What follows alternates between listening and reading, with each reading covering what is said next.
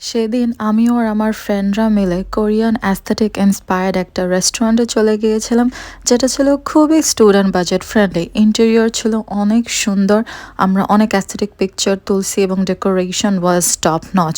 খাবারও ছিল খুবই মজা।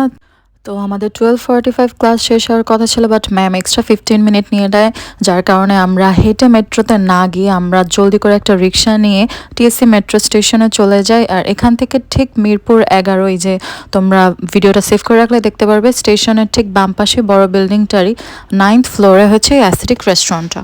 মিরপুর 11 মেট্রো স্টেশনের ঠিক অপোজিটে হওয়াতে মেবি এটার নাম রাখা হয়েছে মেট্রো কুইজিন। তো এন্টার করার পরই ঠিক বারটেন্ডারের মতো একটা প্লেস দেখা যাচ্ছে। জায়গাটা খুবই সুন্দর ছিল এবং খুবই ফ্যামিলি ফ্রেন্ডলি ছিল। আর এখানে আমরা থাকা অবস্থায় দেখলাম যে অনেকে বার্থডে সেলিব্রেট করতেও আসে, কারণ বড় টেবিল একদম ডেকোরেট করা ছিল। এবং খাবারের প্রাইস যেহেতু খুবই বাজেট ফ্রেন্ডলি ছিল, তো স্কুল কলেজের দেখলাম স্টুডেন্টরাও অনেক আসতেছে। আমি তোমাদের পুরো ভিউ দেখিয়ে দিচ্ছি ভিতরে ডেকোরেশনের।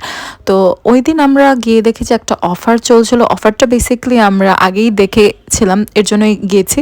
তো অফারের মধ্যে যেই বোলটা ছিল, রাইস বোলটা, ওইটার প্রাইস ছিল 199।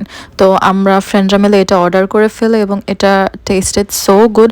আমি আবার এই খাবারের সাথে গ্রিন চিলি সস আর রেড সস অর্ডার করি।